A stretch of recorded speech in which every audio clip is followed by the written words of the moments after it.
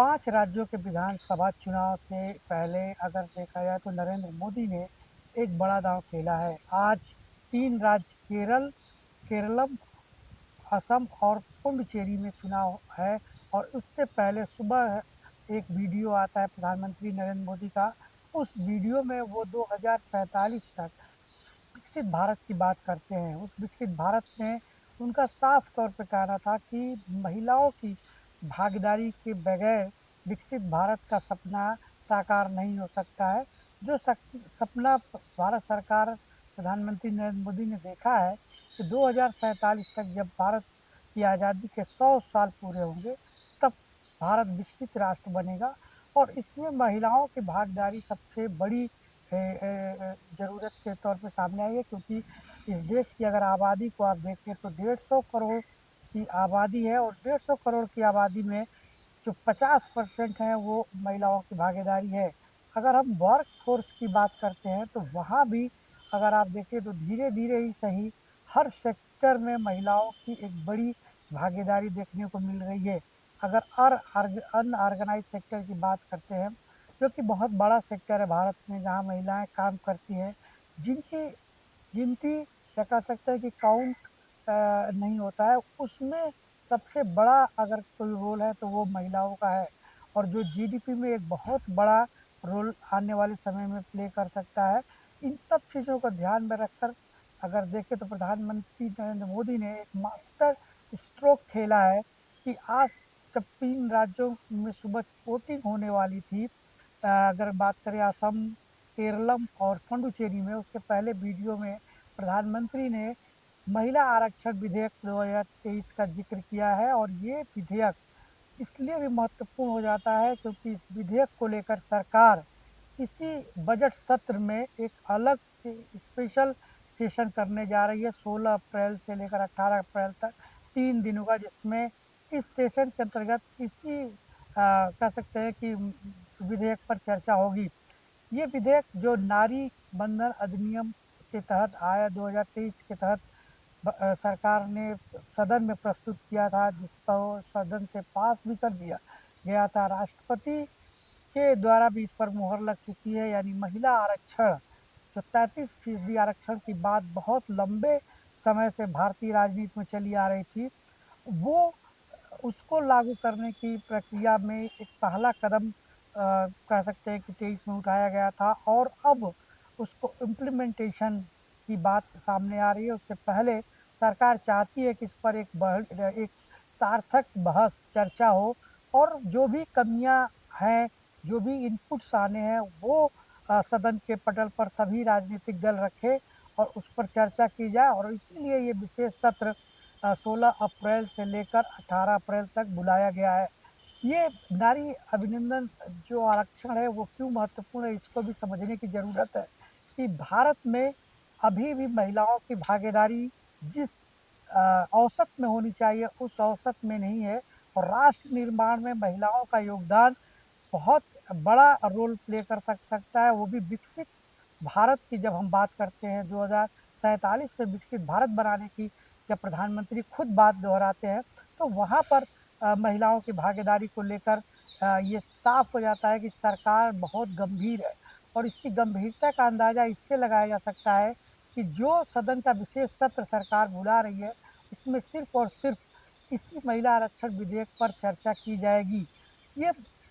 आरक्षण क्या है, किस तरीके से लागू होगा, अभी इन पहलुओं पर सरकार बहुत खुल के सामने नहीं आई है, लेकिन जो जानकारियाँ सामने आ रही हैं, वो ये कि महिला आरक्षण विधेयक को लागू करने से जो टोटल 33% आरक्षण की बात महिलाओं को की जा रही है, लोकसभा में और विधानसभा में, वो लागू की जाएगी। यानी कि 33% महिलाओं के लिए सीटें रिज़र्व होंगी। जो एससी-एसटी पहले से रिज़र्व सीटें रहती हैं, हमारे राजनीतिक चुनाव में देखा गया है कि ये एससी-एसटी को पहले से ही रिज़र्व कर जाती सीटें। यहाँ भी महिलाओं को भी 33 एससी-एसटी में भी आरक्षण मिलेगा 33% का। अगर मान लीजिए कि 100 सीटें हैं और उसमें से एससी-एसटी को 20 सीटें दी जाती हैं, तो उन 20 सीटों में से भी 33% सीटें एससी-एसटी की महिलाओं के लिए आरक्षित कर दी जाएँगी। तो ये अपने आप में एक बहुत ही क्रांतिकारी बदलाव, क्योंकि अगर आप बड़े विकसित देशों को भी देखें तो वहाँ पर महिलाओं को मताधिकार के प्रयोग के लिए बहुत ही लंबा संघर्ष करना पड़ा। ये हमारे देश के लिए बहुत कह सकते हैं कि खुशनुमा बात है, बहुत ही अच्छी बात रही कि हम लोग आज़ादी के बाद से ही महिलाओं को वोटों का अधिकार बराबर मिला और समानता का अधिकार भी मिला। तो ये जो सरकार इस विधेयक को लाने वाली है, पहली बार 1996 में सदन में लाने की बात की गई थी। उस समय की जो सरकार थी, संयुक्त मोर्चे की सरकार, उसने चर्चा की। लगातार इस पर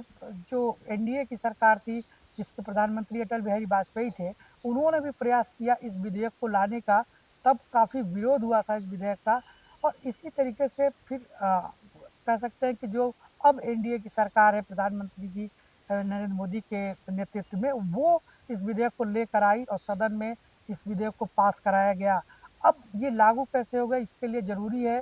कि इसको विधेयक को पास करते समय इस बात का जिक्र किया गया था कि डीलिमिटेशन के बाद जो सीटों का निर्धारण होगा, उसमें इस महिला आरक्षण विधेयक को लागू किया जाएगा। ये डीलिमिटेशन है क्या और ये किस तरीके से लागू होगा, ये भी जानना बहुत ज़रूरी है। तो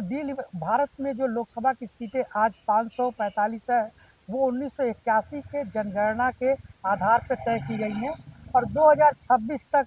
इस पर रोक लगाई गई थी, यानी फ्रीज कर दिया गया था कि इतनी ही सीटें 2026 तक रहेगी। लेकिन अब क्योंकि 2026 चल रहा है, सरकार अब फिर से जनगणना करा रही है, जो 2021 में ही होना चाहिए था, लेकिन कोरोना और तमाम कारणों से वो लेट हो गया। अब 2026 में हो रही है जनगणना। उसके बाद जनगणना के बाद जो भी भारत की जनगणना आएगी, यानी अगर 145 या 150 करोड़ के करीब आती है, जिन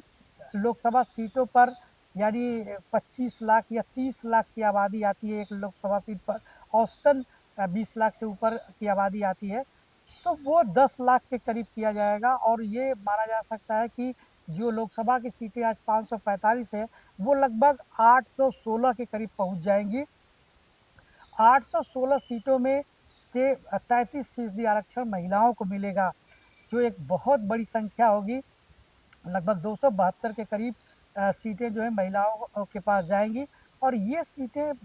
आने 2029 में अगर ये सरकार लागू करती है, वो किस तरीके से लागू करेगी, क्योंकि अभी बहुत ही चुनौतीपूर्ण है। क्योंकि अगर आप अभी जनगणना करा रहे हैं, उसके बाद डीलिमिटेशन कराएंगे, क्या डीलिमिटेशन पर सभी राज्य तैयार हो जाएंगे? क्योंकि अगर डीलिमिटेशन की बात करें जनसंख्या के आधार पर, जब हम कह सकते हैं डिलिमिटेशन की बात करते हैं, उस स्थिति में जो नॉर्थ स्टेट हैं, नॉर्थ यानी उत्तर भारत के जो राज्य हैं, वहाँ पर सीटों की संख्या बहुत बढ़ जाएगी और जो साउथ के राज्य हैं, वहाँ पर सीटों की संख्या उस अनुपात में नहीं बढ़ेगी। अगर उदाहरण के रूप में हम उत्तर प्रदेश को लें, जो भारत का सबसे बड़ा राज्य है जनसंख्या के कारण, तो वहाँ पर सीटें 120 के करीब हो जाएंगी 80 से बढ़कर। लेकिन वहीं अगर आप केरल और तमिलनाडु की बात करें, तो वहाँ पर सीटें उस अनुपात में नहीं बढ़ेंगी। इसको लेकर तमाम जो दक्षिण के राज्य हैं, वो विरोध कर रहे हैं कि जनसंख्या की वृद्धि के आधार पर अगर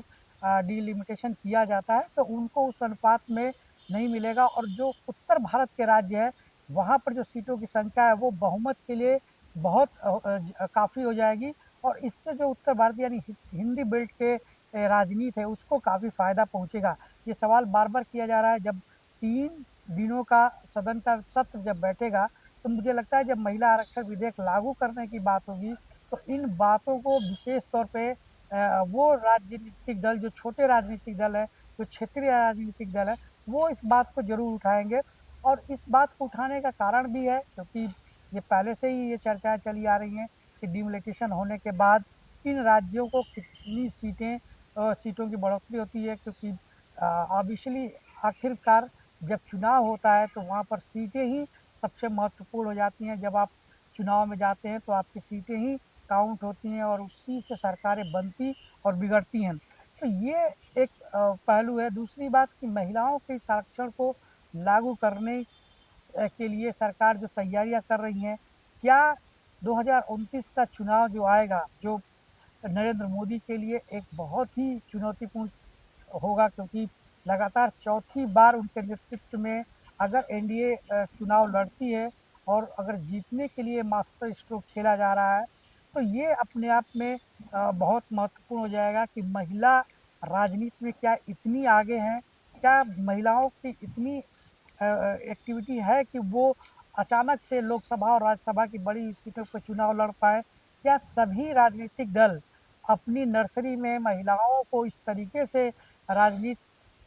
को सिखा रही है कि वो चुनाव के दृष्टिकोण से उस समय तैयार हो जाएंगे, क्योंकि अगर आज देखें तो महिलाओं की जो भागीदारी है वो बहुत अच्छी नहीं कही जा सकती है, और जो है भी वो कहीं ना कहीं राजनीतिक दलों की पीढ़ीगत नेताओं के, उनके पत्नियां, उनकी बेटियां और इस तरीके के लोग ही राजनीति में हैं। और जब प्रधानमंत्री सार्वजनिक मंच से ये कहते हैं कि हम 1 लाख युवाओं को तैयार करना चाहते हैं नए लोगों को राजनीति में आने के लिए, तो महिलाओं की उसमें कितनी भागीदारी होगी, क्योंकि जब ये आरक्षण विधेयक लागू हो जाएगा, महिला आरक्षण विधेयक, तो ज़रूरी होगा कि हर राजनीतिक दल के पास उस तरीके की नेताएं, उस तरीके की नेत्रियां, उस तरीके की महिला उम्मीदवार होनी चाहिए जो भारतीय राजनीति में अपना स्थान बना सके। तो ये कई चुनौतियां हैं जो आने वाले समय में जब सदन में इस पर चर्चाएं होंगी तब देखा जाएगा। लेकिन एक बात बहुत स्पष्ट है कि